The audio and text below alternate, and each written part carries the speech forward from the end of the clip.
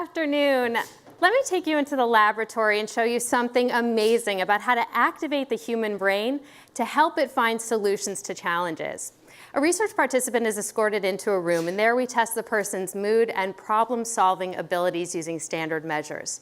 Next, we present them with a news article to read. And much like the news that you see and read every single day, it only focuses on the problem. So there's an example. Hunger in America, and how a new report found that many U.S. cities are grappling with rising food insecurities and homelessness. So this article presents one statistic after another about this problem. Next, the person is tested again on mood and creative problem-solving abilities. So that's the control group.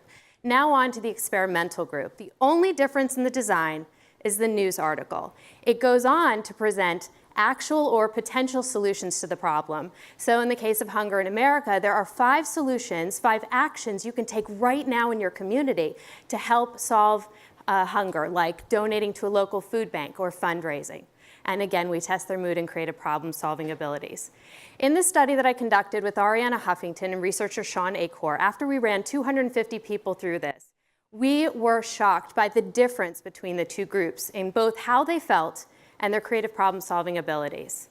When you present someone with problems that they can solve and solutions that they can actually take themselves right now, their creative problem-solving abilities on unrelated subsequent tasks increased by, on average, as much as 20%. So what that shows us is that we remind the brain that in one domain there's a path forward. You can actually import that empowered mindset to another domain. They also reported feeling better, 19% less agitated, 23% less uptight. So what that tells us is that for managers who are trying to lead their teams through tough times, you actually can talk about the negative in a way that maintains engagement and a solutions-focused response to problems. Common wisdom suggests that in order to create great change, we need to focus on all that's broken and fix it. But we're seeing that that's actually about to change when it comes to our companies and the media. See, research from the fields of positive psychology and neuroscience are providing us with a compelling case that shows us there's a more productive path, and it's twofold. It's highlighting current progress and also focusing on solutions that you can take in response to problems. It's getting the brain to focus on successes and solutions.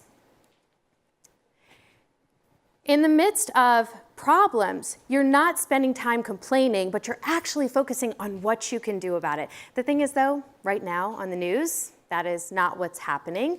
It's something that I know all too well. So I was originally a computer engineer writing code at this .com that I worked for, dreaming about being a network news anchor broadcasting from New York City. And I sent 150 tapes around the country to land that first job. Guys, guess how many calls I got?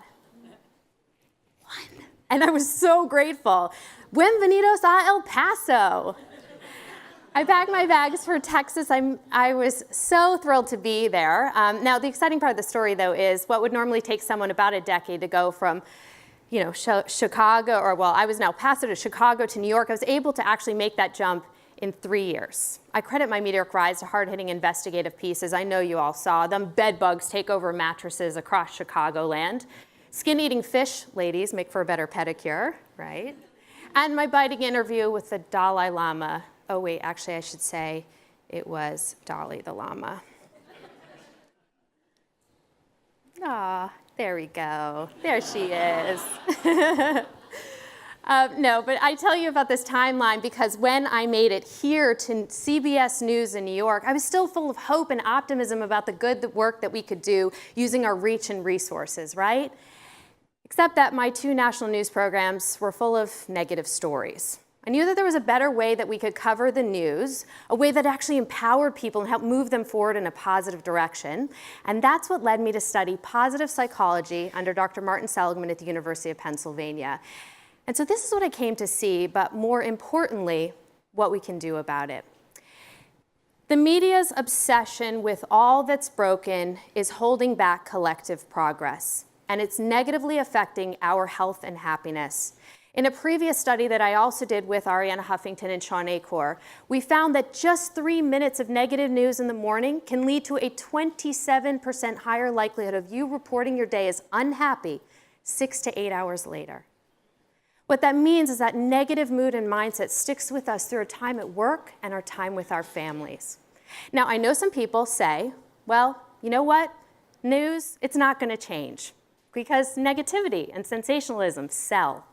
But actually what we're seeing is that there is a different viewpoint that's coming out of the research.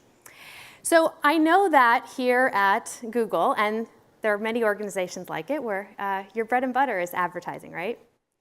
A compelling body of research from the fields of advertising research and others are finding that negative content negatively impacts key advertising measures, like likelihood to purchase or feelings towards a brand of the product advertised alongside it.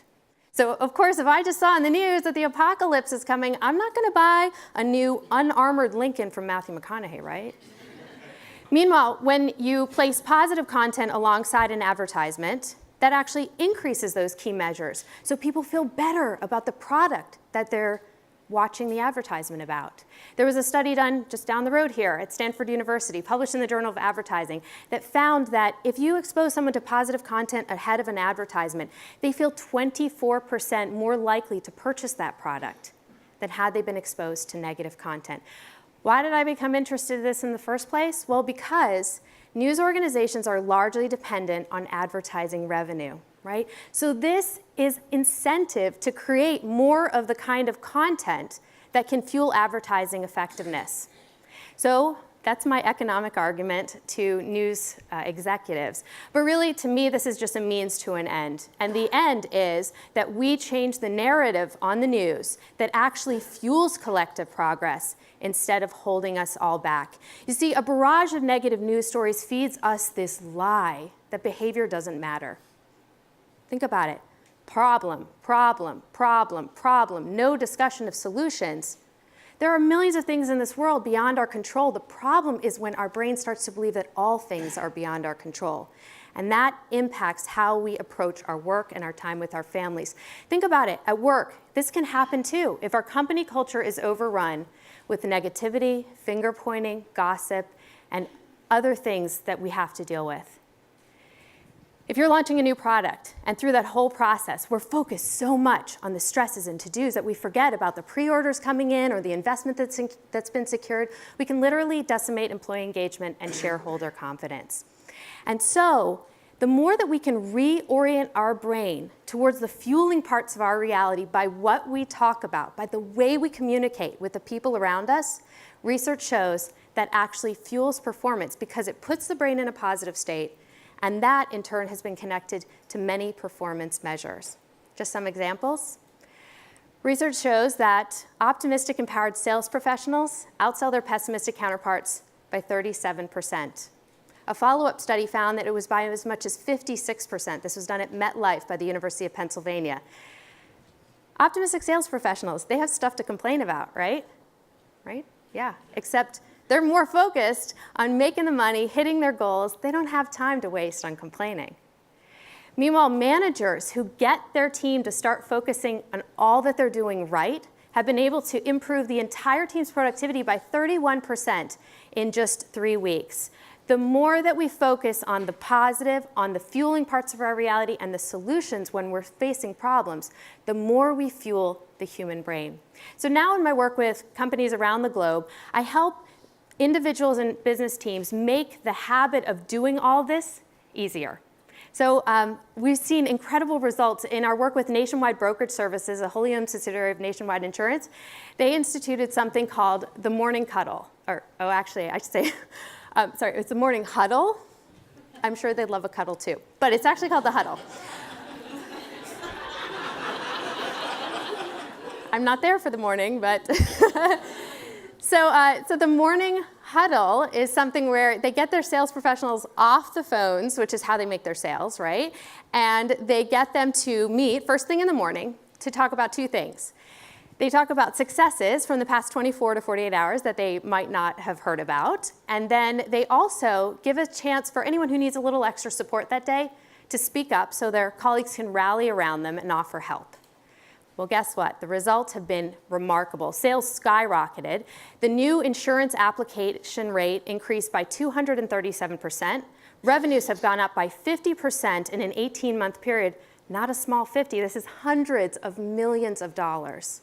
I worked with a school district in Washington State called Sunnyside School District, or high school, and they were facing an abysmal graduation rate, 41%. So the socioeconomically depressed area was dealing with many problems and failing on many fronts. Instead of complaining about it, they took this two-pronged approach. They decided to celebrate even the tiniest successes from schools and from their teachers and students. And then they stopped complaining and focused on all the actions they could take to raise scores and improve grades. Well, they were able to raise their graduation rate up from 41% to 92% in 8 years. And they're not done yet. So if we want to change work, we have to talk about what's working. If we want to solve our biggest challenges, we've got to talk about what's to come. So when we get caught in our businesses and organizations in this negative vortex, we can use the same solutions-focused formula to get better results. In the meantime, the news media as a whole needs to make a great shift away from talking about all that's broken to start talking about what's working and what's to come. And so journalists, leaders, parents, and all the other people who choose on a regular basis to focus on the positive, you are the true leaders as we move forward into the future.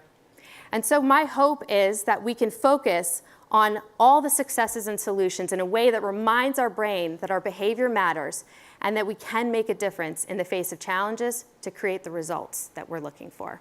Thank you.